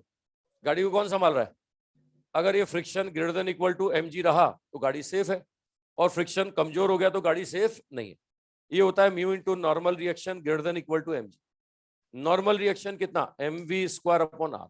ये मैं पुराने एग्जांपल ले रहा हूं जो मैं फ्रिक्शन में तुम्हें बता चुका हूं, क्योंकि यहां भी क्वेश्चन मिलेगा। तो यहां पर देख सकते हो v का वैल्यू कितना आता है, ये आता है greater than equal to rg by कितना, म्यू। ये आएगा ग्रेटर देन इक्वल टू rg/म्यू। तो आप देख सकते हो मिनिमम वेलोसिटी कितना आ गया, मिनिमम सेफ वेलोसिटी कितना आ गया, ये आ गया √rg/म्यू। ये √rg/म्यू इतना है साहब, मिनिमम सेफ वेलोसिटी √rg/म्यू। अगर इतना है तो ये गाड़ी सेफ है, इससे तेज है तो भी सेफ है, इससे धीरे चलाओगे तो फिर गाड़ी सेफ नहीं है। ये पुराने एग्जांपल याद आ रहे हैं ना आपको? एक मैंने गाड़ी को सर्कुलर पाथ पे भी दौड़ाया था, याद करो, फ्रिक्शन में क्वेश्चन गाड़ी सर्कुलर पाथ पे भी दौड़ रही है ना। अब यहां पर दो कंडीशन बताऊंगा, एक तो गाड़ी के फिसलने की, एक गाड़ी के पलटने की। ठीक है, अब व्हीकल की बात करेंगे, व्हीकल सर्कुलर ट्रैक पे घूमेगा, उसमें बोलता है कि साहब फिसलने की कंडीशन और पलटने की कंडीशन। तो फिसलना पलटना दोनों बताता हूं आप। ये दोनों एग्जांपल पुराने वाले लिए मैंने, अरे पहले पढ़ चुके हो तुम, ये सब पढ़ चुके हो तुम। पहले हम बाहर अंदर बैठ के बोलते थे शूडो, आजकल मैं बाहर बैठ के बोल रहा हूँ सेंटीपीटल। और पहले सेंटिफिकल करते थे, आज तुम्हें बाहर बैठ के समझा रहा हूँ सेंटीपीटल। आज मैं अचानक से तुम्हें बोल रहा हूँ कि भैया कोई घूम रहा है तो कोई ना कोई घुमा रहा होगा। तो हम तो ये पता लगा रहे कौन घुमा रहा है, जो सेंटर की तरफ फोर्स है वही घुमा रहा है, तो उसको mv²/r या m⍵²r के बराबर करते हैं, अपना काम हो जाता है। ठीक है, अगला देखो साहब, व्हीकल वाला। Vehicle moves on circular path, ये व्हीकल को सर्कुलर पाथ पे घुमाएंगे साहब। अब सर्कुलर पाथ पे घुमाएंगे तो दो कंडीशन बनता है, एक तो पलटने का, एक फिसलने का। तो पहले मैं फिसलने का कंडीशन बनाता हूं साहब, स्किडिंग कंडीशन, फिसलने का कंडीशन। पहले हम बात करेंगे फिसलने की। ठीक है, ये फिसलने का कंडीशन। ठीक है, गाड़ी के फिसलने की कंडीशन पहले बनाते हैं, फिर पलटने की बनाते हैं, है ना। ये देखो फिसलने की कंडीशन, सर्कुलर पाथ पर गाड़ी चल रही है, सर्कुलर पाथ का रेडियस है r, इस गाड़ी का मास है m, ये स्पीड है v, है ना। मैं चाहता हूं कि गाड़ी सेफली टर्न कर जाए। मैं क्या, तुम भी चाहते हो? तो तुम में से कोई ऐसा नहीं होगा जो नहीं चाहता हो? कोई है ऐसा जो नहीं चाहता कि गाड़ी सेफली टर्न करे? कोई है ऐसा? वे सारे फ्रस्ट्री हो रहे हो, बोले पढ़ के, बोले हमारा कुछ नहीं होगा तो किसी का कुछ नहीं होगा। चलो आओ संभालो अपनी भावनाओं को। देखो, इसको मुझे वेलोसिटी निकालनी है कि साहब ये सेफली टर्न कर जाए, तो इसके लिए मैक्सिमम सेफ वेलोसिटी कितनी। आंसर तुम सबको पता है, फ्रिक्शन में निकाल चुका हूं मैं। चलो पहले जैसे फ्रिक्शन में समझाया था मैं वो दोबारा याद दिलाता हूं। मुझे बताओ, ये सर्कुलर पाथ पे घुमा, मतलब डायरेक्शन बदली कि नहीं बदली?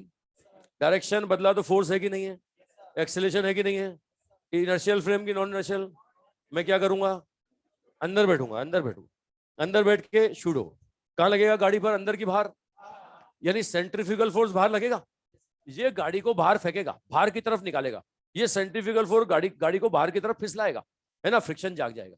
फ्रिक्शन कहां लगने लगेगा, अंदर। अगर ये फ्रिक्शन फोर्स मजबूत रहा तो गाड़ी सेफली टर्न कर जाएगी। भाई कोई रस्सी से बांध के तो घुमा नहीं रहे हो, है ना, ये बिना रस्सी के बंदे घूम रहा है तो कोई ना कोई घुमा रहा होगा ना, तो ये कौन घुमा रहा है, कौन घुमा रहा है, फ्रिक्शन। ठीक है, चलो अभी पहले मैं अंदर बैठ के बोल रहा था, तो अंदर बैठ के मैं क्या बोल रहा था, फ्रिक्शन फोर्स किसके बराबर होगा, mv² / r, ऐसे बोल रहा था ना। चलो अब ग्राउंड पे बैठ के बोलता हूँ, ग्राउंड पे बैठ के बोलता हूँ, कोई घूम रहा है तो कोई ना कोई घुमा रहा होगा।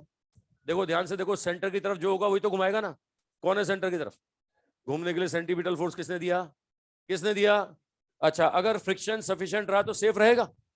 मैथमेटिकल स्टेटमेंट पे आ जाओ, हम बोलेंगे फ्रिक्शन फोर्स बराबर mv² / कितना रहेगा, r। फ्रिक्शन फोर्स क्या होता है, mu into normal reaction. Horizontal plane पर नॉर्मल रिएक्शन कितना होता है, mg।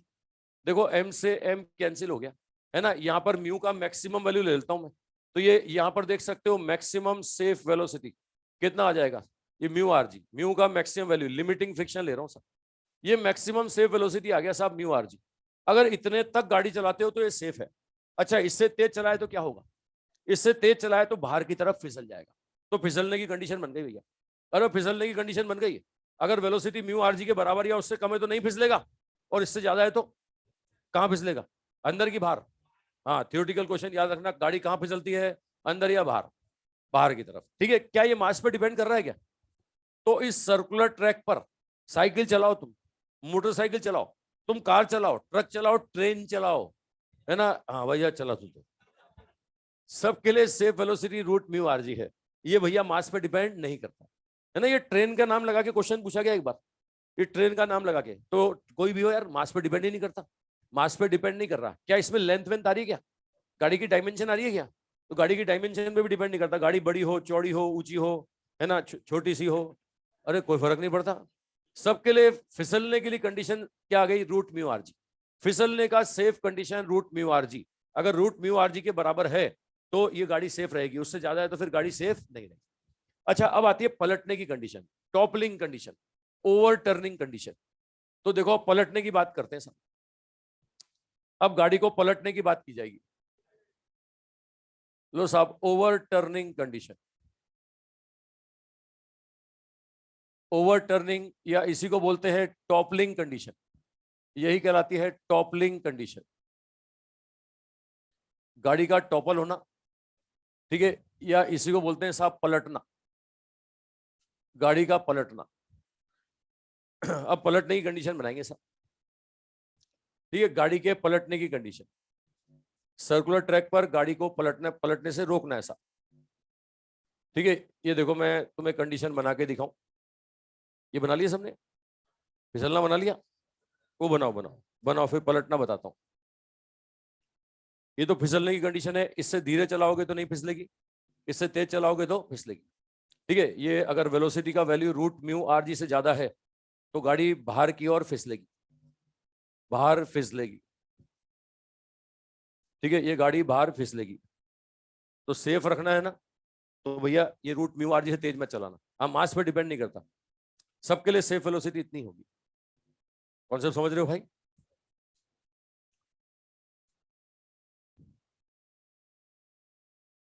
अब हम बात करने वाले हैं साहब पलटने की।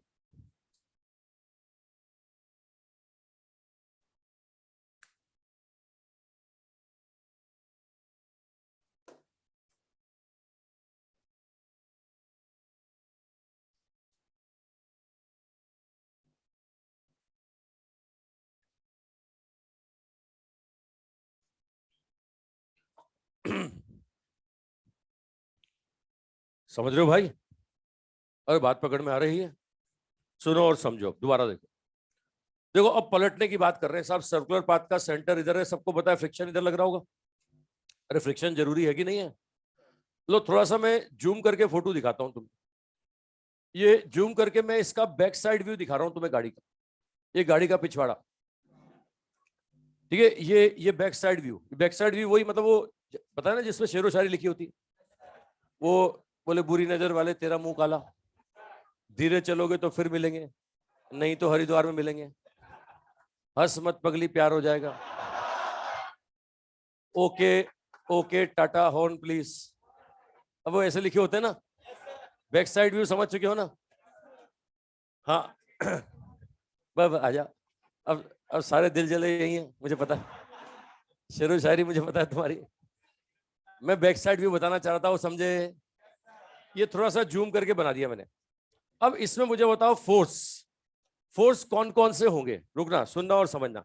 देखो, अगर मैं आपसे बोल रहा हूं पलटना, ओवर टर्निंग, है ना? पलटने का मतलब क्या होगा? पलटने का मतलब घूमना। अरे पलटने का मतलब घूमना, वह गाड़ी चलते चलते पलट गई तो पलटी तो घूमी होगी ना यार। तो अब घूमने के लिए, घुमाने के लिए क्या चाहिए? टॉर्क। जैसे चलाने के लिए फोर्स चाहिए ना, वैसे घुमाने के लिए क्या चाहिए? टॉर्क। अभी टॉर्क मैंने पढ़ाया नहीं है, लेकिन शक्ल से मुझे तुम थोड़े थोड़े पढ़े लिखे दिखाई देते हो। टॉर्क का फॉर्मूला सब समझते हो। टॉर्क क्या होता है? आर क्रॉस एफ, फॉर्मूला जानते हो? कोई भी बॉडी कहां से घूमती है? कोई भी बॉडी वहां से घूमेगी जहां से बंधी होगी, और नहीं तो सेल्फ एक्सेस। पहले भी बात कर चुका हूं, सेल्फ एक्सेस कहां से जाती है? Centre of mass. अरे मुझे बताओ, ये गाड़ी को बांध के घुमा रहे हो क्या? फिर भी अगर पलटेगी घूमेगी तो कहां से? Centre of mass. किसका? किसी और का या खुद का? हाँ, तो मतलब ये सेंटर ऑफ मास के रेस्पेक्ट में मैं टॉर्क निकालना चाहता हूँ। ठीक है, तो फोर्स देखूं कौन कौन से। ये आपको पता है, सेंटर ऑफ मास पर एक फोर्स लगेगा नीचे की तरफ, कितना? mg। एक रोड पर, ये सर्कुलर पाथ के अंदर की तरफ, ये सेंटर की तरफ एक फ्रिक्शन लग रहा है भाई। और तुम्हें पता है कि यही फ्रिक्शन तो सेंट्रीपिटल फोर्स है, mv²/r है। ये है कि नहीं है भाई? अच्छा मुझे बताओ, गाड़ी नीचे एक्शन करेगी तो ऊपर नॉर्मल रिएक्शन मिलेगा कि नहीं? किसको मिलेगा? पहियों को। अब जो टच करेगा उसी को तो मिलेगा ना। अब ये मैं बोल रहा हूं सर्कुलर पाथ का सेंटर ये अंदर की तरफ है, तो ये इनर व्हील होगा, ये आउटर व्हील होगा। एक नॉर्मल रिएक्शन मिलेगा इनर व्हील को, और एक नॉर्मल रिएक्शन मिलेगा आउटर व्हील को। मानते हो भाई? है ना? ये एनआई मतलब normal reaction on inner wheel, NO मतलब normal reaction on outer wheel, है कि नहीं भाई?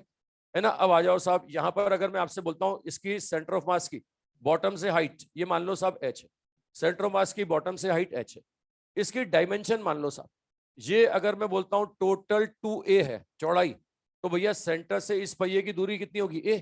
और इसकी भी कितनी होगी? अरे मानते हो भाई? है ना? अब मुझे क्या करना है? मुझे पता लगाना है कि साहब कौन इसको पलटना चाहता है, कौन इसको रोकना चाहता है। भाई टॉर्क निकालना है ना भाई, हमें देखना है कि साहब कौन पलटना चाहता है, कौन रोकना चाहता है, किसके रेस्पेक्ट में घूमेगा? Centre of mass. mg को गौर से देखो, mg कहां लग रहा है? अरे mg कहां लग रहा है? अबे नीचे नहीं, सेंटर ऑफ मास पे। नीचे तो लगता ही है, किसी का ऊपर लगा क्या? अबे आज तक किसी का ऊपर लगा क्या? mg नीचे ही लगता है। अच्छा नीचे भी बोले तो कहाँ? सेंटर ऑफ अर्थ की तरफ, है ना भाई? वास्तव में बोला जाए तो सही क्या बोलना चाहिए? Toward centre of earth. चलो मुझे बताओ, ये कहां लग रहा है? सेंटर ऑफ मास पे लग रहा है कि नहीं? ये कोई टॉर्क देगा क्या? भाई तुम्हें पता है टॉर्क होता है R इंटू एफ। आर होती है एक्सेस ऑफ रोटेशन से डिस्टेंस। अगर तुम एक्सेस रोटेशन पर ही फोर्स लगा दोगे कि घुमा पाएगा? तुम्हें सेंटर मास के जमाने में बताया था कि गलत जगह हाथ नहीं लगना चाहिए। अगर सेंटर मास पे हाथ लगा दोगे तो क्या घुमा पाओगे? तो इनमें बताओ, क्या mg घुमा पाएगा क्या? mg घूमने के लिए टॉर्क दे सकता है क्या? नहीं दे सकता। कौन देगा? फ्रिक्शन देगा। अरे फ्रिक्शन देगा। क्या फ्रिक्शन सेंटर मास में लग रहा है या कुछ दूर लग रहा है? तो टॉर्क देगा। वो NO और NI को देखो, NO और NI क्या सेंटर मास पे लग रहे हैं क्या? कहीं और लग रहे हैं ना। ये भी टॉर्क देंगे कि नहीं देंगे? अब टॉर्क का डायरेक्शन निकालने के लिए, निकालने का तरीका देखो। टॉर्क का डायरेक्शन निकालने के लिए देसी जुगाड़ है, डंडे वाला तरीका, है ना? एक डंडा ले लो, है ना? डंडे का एक एंड कहां रख दो? जिधर से घूमता है, और दूसरे एंड पे हाथ लगाओ। देखो डंडा किधर घूम रहा है, जिधर घूमेगा ना वही उसकी रोटेशन की डायरेक्शन होगी। मतलब इसको बोलते हैं लीवर मेथड, है ना? और देसी भाषा में बोलते हैं डंडे वाला तरीका। ठीक है, ये डंडे वाला तरीका समझाऊं तुम्हें रोटेशन की डायरेक्शन के लिए। इसके रेस्पेक्ट में घूमता है ना? अरे इसके रेस्पेक्ट में घूमता है। डंडे का एक एंड यहां रखो। दूसरा फ्रिक्शन देखो, फ्रिक्शन कहां लग रहा है? जमीन पे लग रहा है। लगाओ, इधर लगेगा फ्रिक्शन। ये फ्रिक्शन इधर लगता है तो किधर घुमा रहा है? ये कैसे? ऐसे घुमा रहा है ना। अरे फ्रिक्शन इसको ऐसे घुमा रहा है कि नहीं घुमा रहा? ये फ्रिक्शन का टॉर्क कैसा आया? क्लॉकवाइज की एंटी क्लॉकवाइज? एंटी क्लॉकवाइज आया कि नहीं आया? अच्छा NI को पकड़ो, ये एक एंड रखो साहब सेंटर ऑफ मास पे, दूसरे एंड पे लगा दो फोर्स। NO कहां लग रहा है? ऊपर लग रहा है। ये NI ऊपर लग रहा है, ये NI ऐसे घुमाएगा। अरे घुमाएगा। ये भी कैसे घुमाएगा? Anti clockwise. अच्छा NO को पकड़ो, डंडे का एक एंड रखो सेंटर ऑफ मास पे, NO लगा दो ऊपर। NO ऊपर, ये ऊपर लगाता हूं तो कैसे घुमा? क्लॉकवाइज घुमा। अब तुम क्या चाहते हो बोलो? तुम इसको पलटना चाहते हो कि रोकना चाहते हो? अबे पलटना कि रोकना? रोकना। फर्स्ट ही लोगों, क्या चाहते हो, रोकना है इसको सेफ रखना कि पलटना? अबे फिर वही बात, सेफ रखना। अबे धरती पे थोड़ा यार इंसान बनो, बोले भला करो दूसरे का, तुम्हारा ही भला होगा, है ना? खुद दूसरे का भला करोगे तुम्हारा ही भला होगा। ये वो सुधर गया बेचारा, ये बदमाश बैठे हैं, है ना? वो चुपचाप पढ़ रहा है, समझ रहा है कल से। चलो तो भैया क्या चाहते हो तुम, गाड़ी पलटना कि सेफ रखना? हाँ बोल बोल, तू बोल। डंडे वाला दोबारा बताओ, दोबारा डंडा देख। बड़ा सिंपल तरीका है, डंडे का, डंडा पकड़ो, एक एंड को रखो जिसके रेस्पेक्ट में घूमता है, और दूसरे एंड पे फोर्स लगा के देखो डंडा किधर घूम रहा है ना? उसी डायरेक्शन में वो टॉर्क लगाएगा, उसी डायरेक्शन में वो पलटेगा। देखो यहाँ पर सेंटर मास पे डंडे का एक एंड रखा मैंने, और फ्रिक्शन कहाँ लग रहा है, जमीन पे लग रहा है, इधर उस तरफ लग रहा है, लगा दे उधर। ये उधर लगाएगा तो डंडा किधर घुमा, ऐसे घुमा ना एंटी क्लॉकवाइज, ये एंटी क्लॉकवाइज घुमा रहा है ना? सेंटर मास पे रखो एक एंड, और दूसरे एंड पे क्या लगाओ, ये एनआई लगाओ। एनआई ऊपर लग रहा है, ये ऊपर लगेगा तो डंडे को ऐसे घुमाएगा, ऐसे घुमाएगा तो ये देखो ये भी एंटी क्लॉकवाइज। इधर आओ, सेंटर मास इधर, एनओ ऊपर, एनओ ऊपर, ये कैसे घुमाएगा, क्लॉकवाइज। अब हम चाहते हैं सेफ रहना, क्या चाहते हैं भाई? हाँ, तो सेफ रहने के लिए ये एंटी क्लॉकवाइज टॉर्क बराबर क्लॉकवाइज टॉर्क होना चाहिए। ये लो, एंटी क्लॉकवाइज टॉर्क बराबर क्लॉकवाइज टॉर्क। ये टॉर्क को बैलेंस कर रहा हूं भैया, मैं टॉर्क को बैलेंस कर रहा हूं, मैं पलटना नहीं चाहता हूं, मैं चाहता हूं सेफ रहे गाड़ी। अरे मेरी भावनाएं समझ रहे हो? अब आओ साहब, टॉर्क का वैल्यू निकाले। टॉर्क का फॉर्मूला होता है R इंटू एफ, होता है कि नहीं होता है? फटाफट बोलो इसका टॉर्क क्या होगा। ये NO, एक्सेस ऑफ रोटेशन से परपेंडिकुलर डिस्टेंस कितनी, A, तो क्या बोलेंगे, ये होगा NO इंटू A। अरे होगा कि नहीं? इसका टॉर्क बोलो, ये NI इंटू A, है ना? इसका टॉर्क बोलो, इसका फ्रिक्शन का, ये फ्रिक्शन इधर, और ये परपेंडिकुलर डिस्टेंस कितनी, H, तो क्या बोलेंगे, F फ्रिक्शन इंटू कितना, H। अबे हाँ कि ना बोलो, अरे बोलो भाई। एक कंडीशन यहां से बनता है, ये बनता है साहब, ये क्या बनेगा, NO minus NI, friction force कितना होता है, mv square upon r into कितना, h upon A, into H upon A. Concept पकड़ में आ रहा है साहब? ये NO माइनस NI बराबर mv square upon r into H upon A. ये आपके पास क्या आ गया, एक कंडीशन।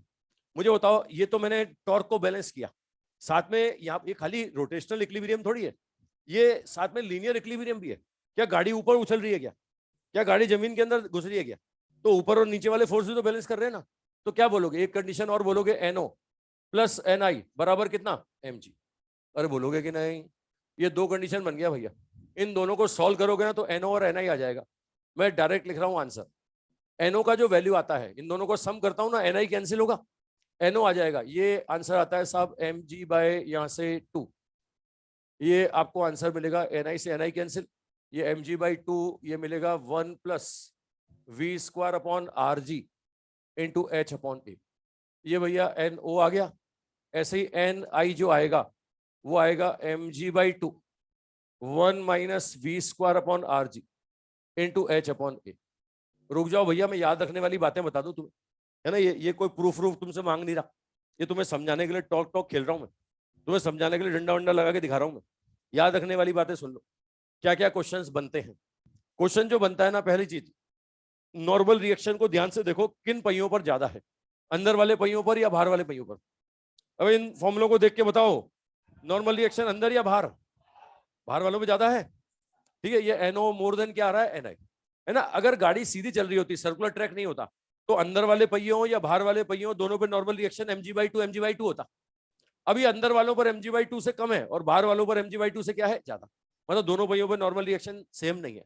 मतलब गाड़ी अगर ऐसे लगातार सर्कुलर ट्रैक पे चलाते रहे ना, तो अंदर वाले पहियों का सस्पेंशन खराब नहीं होगा, बाहर वाले पहियों का सस्पेंशन खराब हो जाएगा, है ना? गाड़ी सीधी सड़क पे चलती है ना, तो अंदर वाले पहियों या बाहर वाले पहियों दोनों पे नॉर्मल रिएक्शन क्या होता है, बराबर। लेकिन गाड़ी सर्कुलर ट्रैक पे चलती है तो अंदर वालों पे कम होता है और बाहर वालों पे ज्यादा होता है। पहला क्वेश्चन समझ गए, है ना? ये प्रूफ कोई नहीं मांग रहा तुमसे भैया, मैं क्वेश्चन बता रहा हूँ क्या क्या पूछे जाते हैं। तो पहला क्वेश्चन, कहां पर नॉर्मल रिएक्शन ज्यादा, NO ज्यादा या NI ज्यादा? NO ज्यादा। अब दूसरा क्या है, मुझे बताओ, अगर मैं स्पीड बढ़ाता हूं, मैं गाड़ी को तेज चलाता हूं, तेज चलाता हूं सर्कुलर पाथ पर, क्या होगा, NO बढ़ेगा या घटेगा?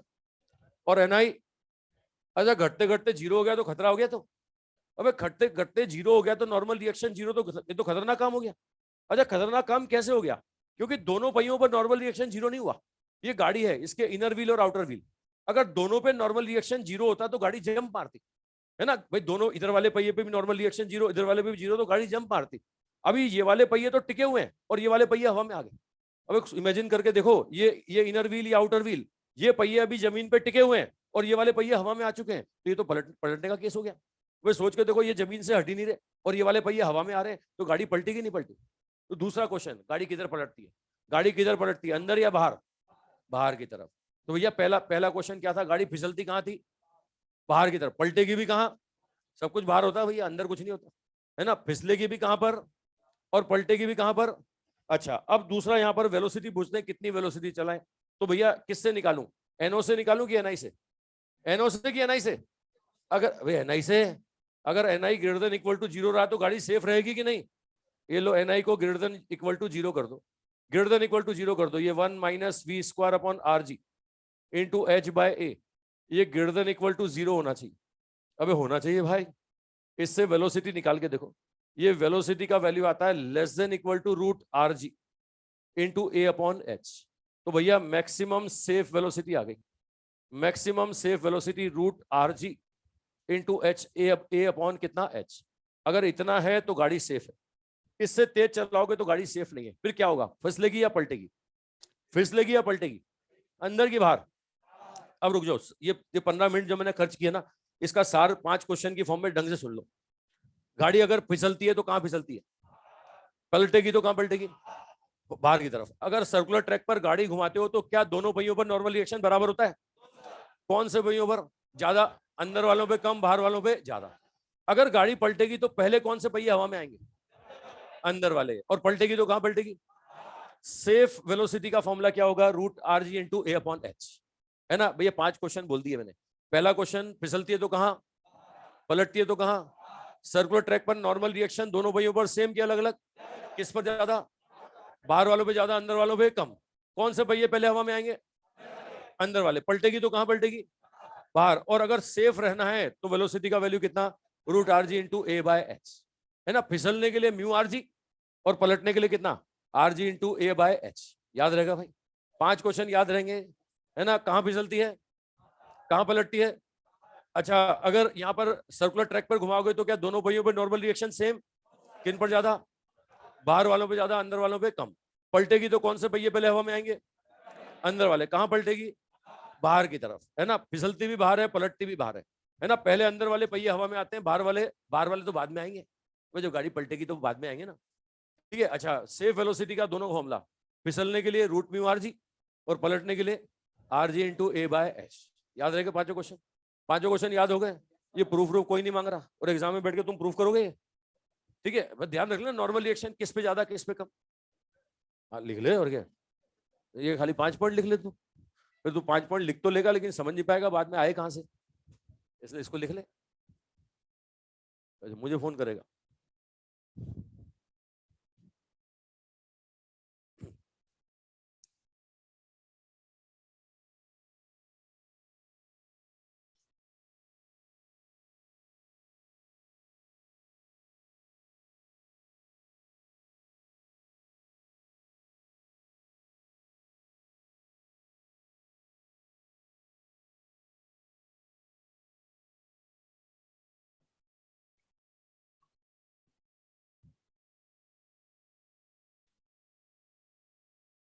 बना सब।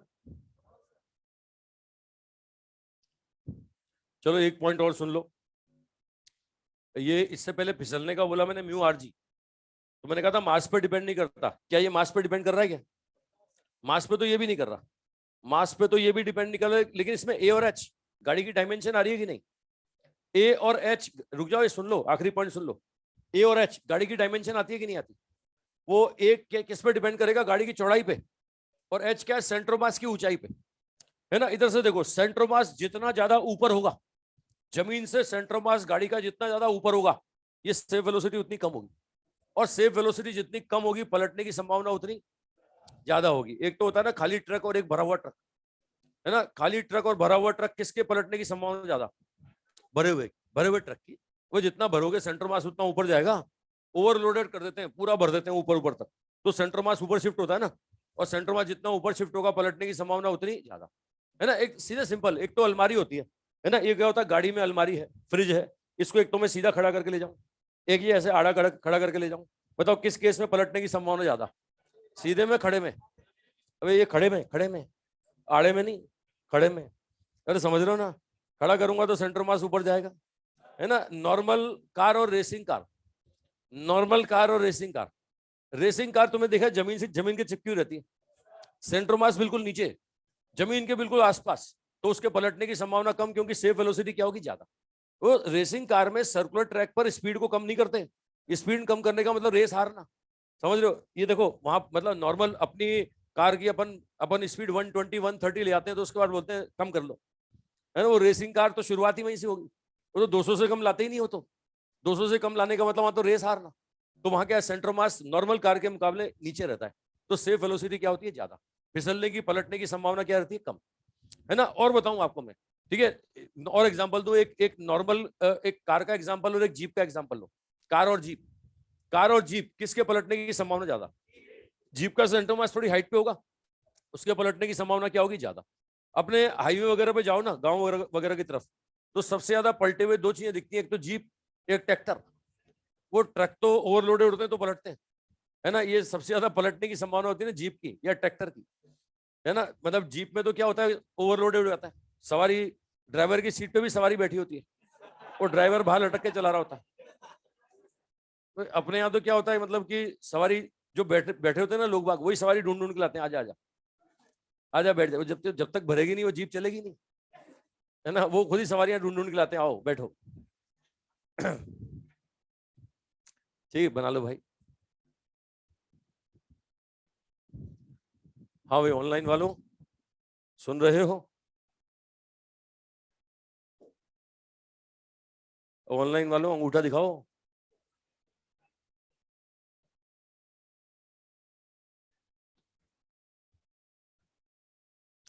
क्या बोल रहे हो,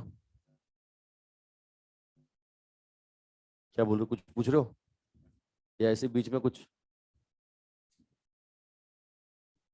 तो भैया 5 क्वेश्चन, फिसलती है गाड़ी तो कहां पर, पलटती है तो, अच्छा अगर पलटेगी तो कौन से पहिए पहले हवा में आएंगे, अंदर वाले। किन पर नॉर्मल रिएक्शन ज्यादा, बाहर वालों पर, ठीक है। अच्छा, अगर फिसलने से रोकना है तो safe velocity root mu R G, और पलटने से रोकना है तो safe velocity R G into A by H. फिसलने वाली वेलोसिटी गाड़ी की डायमेंशन पे डिपेंड नहीं करती, लेकिन पलटने वाली गाड़ी की डायमेंशन पे डिपेंड करती है। अच्छा देखो, चौड़ाई पे भी डिपेंड करता है, ए गाड़ी की चौड़ाई है ना। ये जितना चौड़ा होगा ना, मतलब गाड़ी जितनी चौड़ी होगी, गाड़ी जितनी चौड़ी होगी सेफ वेलोसिटी उतनी ज्यादा होगी, पलटने की संभावना कम होगी। और अगर चौड़ाई कम होगी तो पलटने की संभावना ज्यादा, चौड़ाई कम होगी तो पलटने की संभावना, ये देखो ना, ये खड़ा और आड़ा, अब ये खड़ा हुआ और ये आड़ा, तो ऐसे केस में देख सकते हो दोनों चीजें बदल दी मैंने, ए बाय एच रेशो ही बदल दिया। अगर मैं ऐसे रख रहा हूं तो ए कम कर दिया और एच ज्यादा कर दिया, ए बाय एच रेशो क्या हो गया, कम हो गया। और मैं ऐसे रखता हूं तो ए बढ़ा दिया और एच घटा दिया, ए बाय एच रेशो क्या कर दिया मैंने, बढ़ा दिया, सेफ वेलोसिटी बढ़ गई। अरे समझ रहे हो, तो ए और एच दोनों पे डिपेंड करता है। मतलब पलटने की कंडीशन में गाड़ी की डायमेंशन का रोल है कि नहीं है। मतलब मैं बड़ी बड़ी गाड़ियां लाऊं और छोटी छोटी गाड़ियां लाऊं, तो क्या सेफ वेलोसिटी सबके लिए सेम होगी क्या, है ना। फिसलने के लिए सेम होगी, लेकिन पलटने के लिए सेम। तो ये बना के नोट डाल लो, बन गया। हाँ, अच्छा मतलब एकदम से झटका लगे और फिर नीचे आए यूं। एक बार बेटा पहिए हवा में आ गए ना, आ गए ना अगर हवा में, तो उसके बाद तेरे झुकने से भी कुछ नहीं होगा।